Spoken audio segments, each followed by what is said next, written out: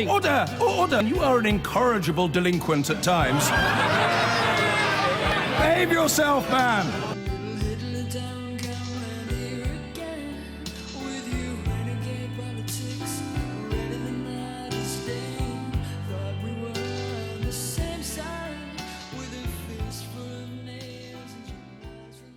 Well, Donald Trump's antics have plunged the Republican Party in the United States into a complete mess. Prominent figures disowning him and describing his Muslim ban proposal as un-American. Yet he remains the front runner in the presidential race on the Republican side. And Republican grassroots, well, huge crowds continue to cheer Mr. Trump as he responds to his critics. I don't care, he says. Our Washington correspondent Kylie Morris joins us now. Kylie. Well, John, this is becoming a moment that reveals perhaps more than any other Donald Trump moment the very deep divisions within the American electorate just a few weeks from the first primary in Iowa.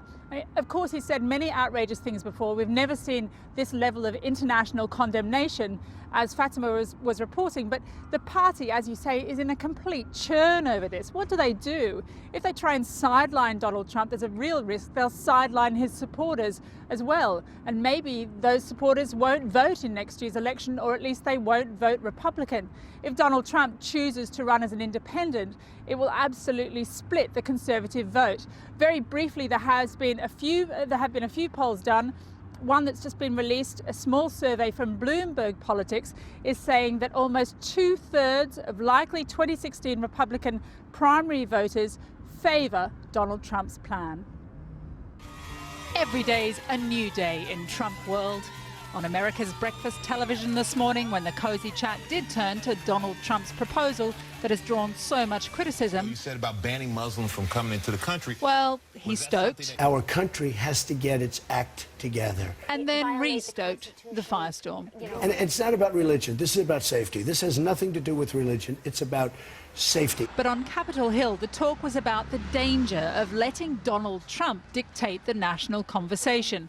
Even the director of the FBI acknowledging that estranging Muslims damages his ability to keep America safe. I do believe that our ability to get cooperation in the United States depends upon people trusting us and having a level of comfort with us, and estrangement gets in the way of that. On the campaign trail of Hillary Clinton, the leading Democratic presidential contender wasn't mincing words. At a time when America should be doing everything we can to lead the fight to defeat ISIS and other radical jihadists, Donald Trump is playing right into their hands. Donald Trump today missed out on Time magazine's Person of the Year. That went to Angela Merkel.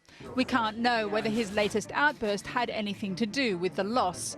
But his grandiose antics and posture as a leader who projects American power have until now only secured more support. So what should the Republican Party do? Former party chairman Michael Steele says they don't have many options. This they view as a bridge too far. But you also recognize, as you saw in the room when he made that statement, a lot of people standing up and applauding. So does he have enough admirers who see in him their own frustration with America? This is what I call a real supporter. To take Donald Trump all the way to the nomination. Wow. You tell me who, and you tell me when they take Donald Trump down. He's got the energy, he's got the mojo. We're 50 days out from the first primary votes, the first caucus votes. I don't see this train stopping at any point. He is well on his way right now to getting the nomination. As a former party leader, I can see the party right now just churning about what that means to them come March and April of next year. Kylie Morris reporting from Washington. Well, Mr. Trump has not been the only focus for campaigners demanding a ban. There have also been widespread calls for the world boxing champion Tyson Fury to be removed from the BBC Sports Personality of the Year because of his controversial remarks on issues like homosexuality and race. So when is a ban a gag on free speech? With me is the LBC talk radio presenter Nick Ferrari. And from the House of Commons, we're joined by Labour MP for Hampstead and Kilburn, Tulip Siddiq. And I'm wondering, Nick Ferrari, do you find yourself sympathetic to banning Mr. Trump? Nope. I don't. I'm a journalist, so my first position is to oppose all bans, all censorship, unless it can be shown that someone's health, someone's well-being, someone's safety is at risk, or it will cause mass riots. Let me just say, Trump's position is un-American, as your correspondent said. It's unworkable, it's wrong, it's offensive, but we don't have a right not to be offended. There is a right to freedom of expression. It's enshrined in the Ofcom code, it's enshrined in the BBC code. Sometimes we have to hear things we don't like. Tulip Sadiq, where are you on this?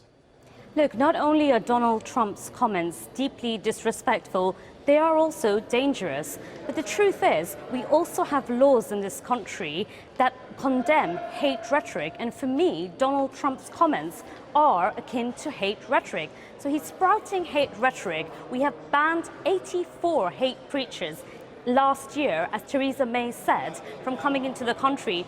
Why should it be any different for Donald Trump?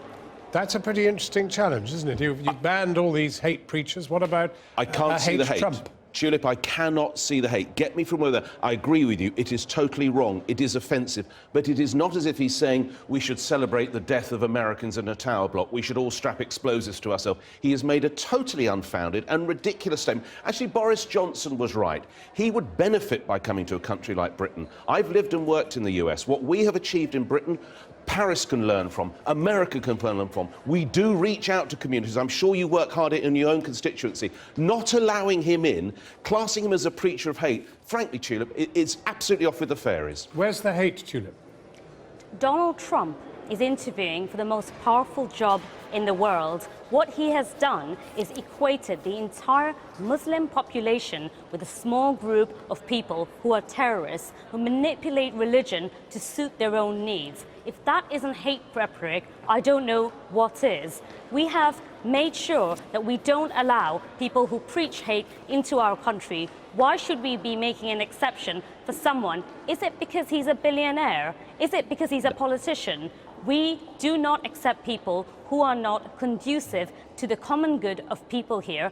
That's what the Home Office says, and for me, his words are not conducive to the good of people in Britain. So who is going to be the arbiter of what is the common good? Is it going to be an elected panel of MPs expressing views that we don't quite like? I say again, Tulip, I can't see how you get me to the fact that anyone is in danger of actual physical harm. It's a nutty view. It's a ridiculous view. As I think George Osborne said on the piece, bring him in. Let's debate him. Let him see how stupid he is. Don't give him the privilege of being the man who's not allowed in the country. That is the wrong way to go. We're smarter, we're better, we're wiser. We can show that.